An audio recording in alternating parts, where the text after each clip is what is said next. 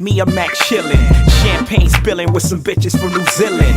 Order extra bottles if you ever get the feeling. And we go get high till we dancing on the ceiling. In the pool chillin', couple with new women. They're trying to get me home like we in the ninth inning. Champagne spillin' all over my crew denim. Brazilian supermodels that love when I move in them. The lights, I'm just trying to live life. Say you only live once, already lived twice. So my high yellow bitch, hope she ready for tonight. Up and ready for the world, already see the lights.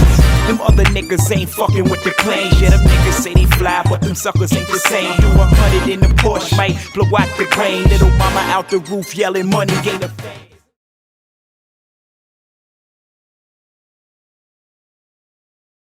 We got H.I.T in the building. Yes. One of the many men of the hour. Let's hope so. That's right. So we're going to start by, let's let the viewers know exactly what battle rap group you associated yourself with back in the 90s. In the 90s, I was from a group called PSC. A lot of people might know it as Porno Style Clique. That was the crew. Porno style. Porno Style. So tell us a little bit about why you chose Porno Style. I chose Porno Style because I felt like the guys were unique. You know what I'm saying? Everybody had their own, I would say, superpowers. You know what I'm saying? Different styles. No one was alike. You know what I'm saying? It was kind of like, I looked at us as like the X-Men. You know what I'm saying? Everybody had that special talent. You know, GB had something more street, you know, gangster. Eric had a smooth, laid-back style. Me, I'm a lyricist. Bing, he had metaphors. And, you know, then we brought in other artists like Prince, who was just, he had like, his style was like Mos Def and, you know, Kweli and Impact, who was just vicious. And we had a solid team. We was like, you know, the Lakers when they had Shaq, Kobe, and Robert Horry. We was doing some damage out there on the streets. All right. So describe to me what it would take to be a part of a group like Porno Style. You had to bring something different to the table. You can't sound like anybody else. You couldn't be run-of-the-mill type cats that just had a cool flow. Like, and it was a brotherhood. You know what I'm saying? Like, you had to blend in with all these personalities. And sometimes it was hard to do. And we were really tough on a lot of cats, but once we accepted you, you was our brother. You just wasn't a part of a rap clique. You was family. Okay.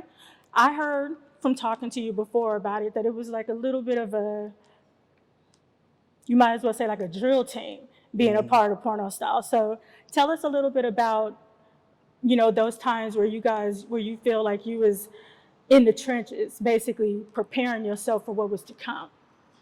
I felt like we were good, but I felt like there was a time where we weren't good enough. You know what I'm saying? We had some killers, but I felt like it was a time where everyone had to become a killer if we wanted the reputation on the streets that we end up having later on. And we used to train, like we used to battle each other 24/7. We used to line cats up and just rap. You know, okay, you, boom, I'm going at you, I'm going at you, I'm going at you. And it was war. Like, it was fearsome too. Like, a lot of cats that wasn't rapping at first, that was nervous and scared, you give them a couple months and they were ready. And I always thought, if you can get ready with us, then there's nobody on the streets that's gonna be able to fuck with you. And That's so right. it was very intense. It was like the Navy. We were not playing no games at all. Yeah, that's what I heard. That's exactly what I heard. So what do you feel when you entered the group? What exactly, because you said everybody had a different dynamic, everybody brought something different. So what specifically do you feel that you brought PSC? I think I helped organize it. You know, I think I brought leadership. I was more of the rapper at the time, so I was able to kind of get into my bag and kind of teach them how to count bars and how to format songs and just how to be battle ready. You know what I'm saying? I felt, you know, with my partner Bing, he had a whole different set of skills that I had, and together we were well-rounded. You know what I'm saying? So all the soldiers that we brought to the table, we got them ready. So I felt like, if I can say, I felt like I was there to kind of shape them into being who they are individually without trying to be me or Bing or E or everybody kind of, you know, more like a coach. So I was trying to bring out who you were. Like, okay, you're not going to be this guy, but you're going to be this guy, and these are your strong suits. So I think that's what I brought to the table. Okay. You mentioned that you were a rapper. You were more of a rapper. Yeah. So tell me a little bit about and tell our viewers a little bit about that transition in regards to music and battle rap, because I kind of think that you are one of the few that went from music to battle rap to back to music. Does that make sense? Yeah. So describe that transition.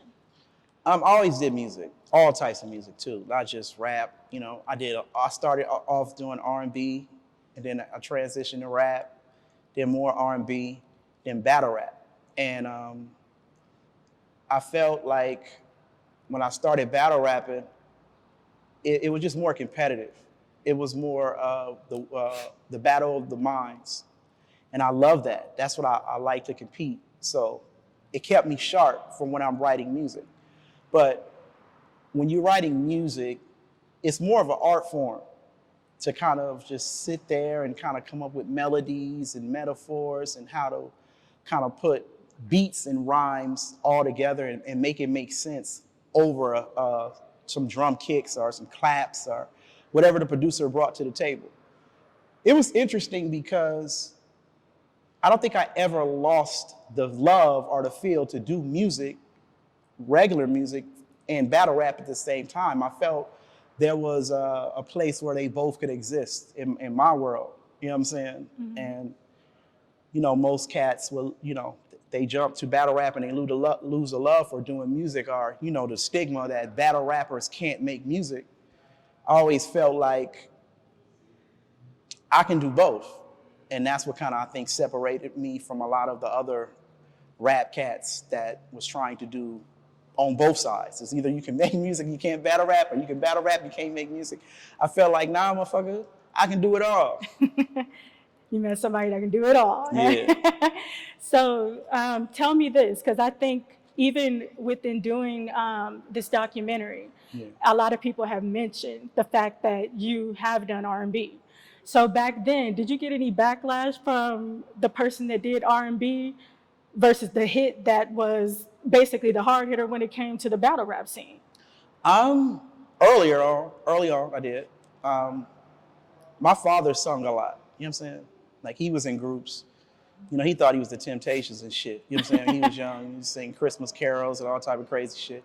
So I just picked it up from him. You know what I'm saying? So the fact that I can sing was just, you know, it was just another skill. I never looked at it like, oh, he's an R&B singer. I felt like, oh, I can incorporate melodies into my music.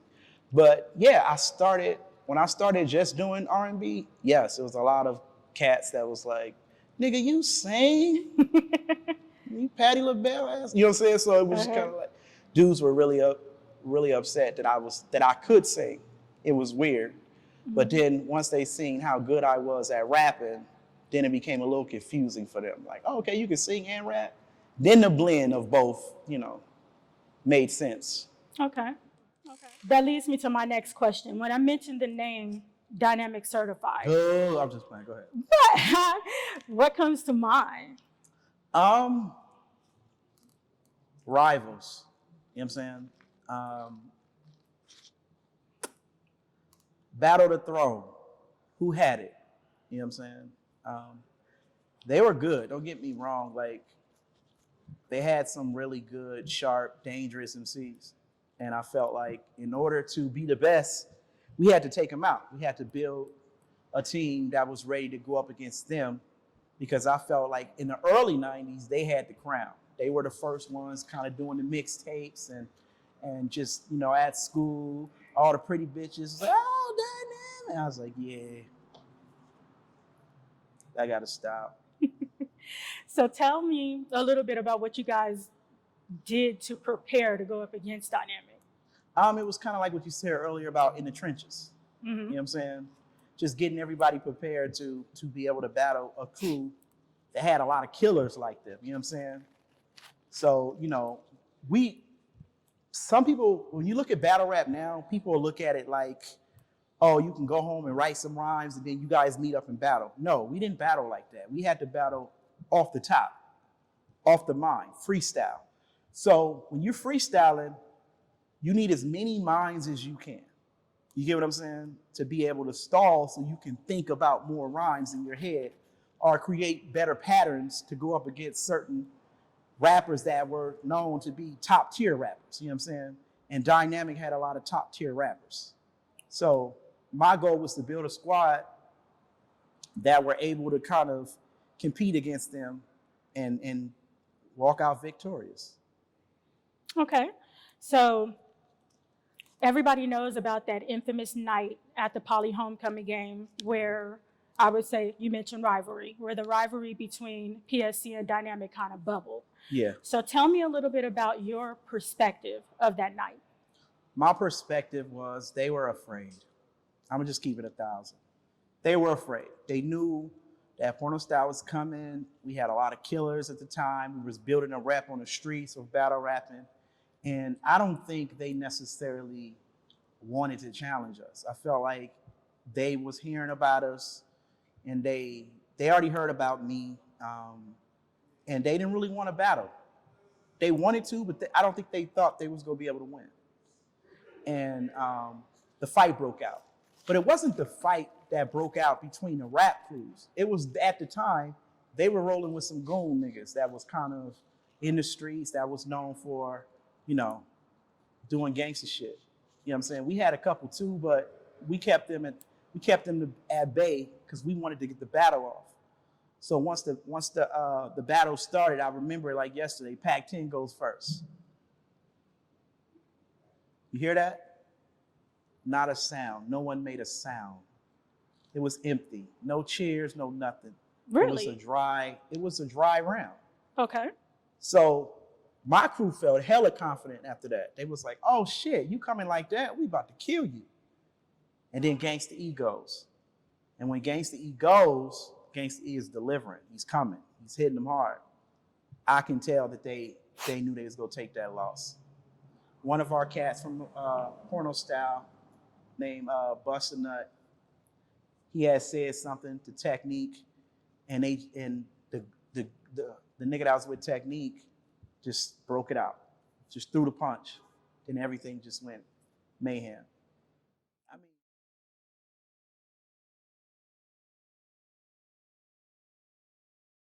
as far as come to battle rap, but he didn't have it that night. He didn't have it, and I felt in my heart that he knew he didn't have it, and we was about to get in that ass. And you think that that's what kicked everything off? I think that's what kicked the physical everything. part of it. Let me be clear. I do.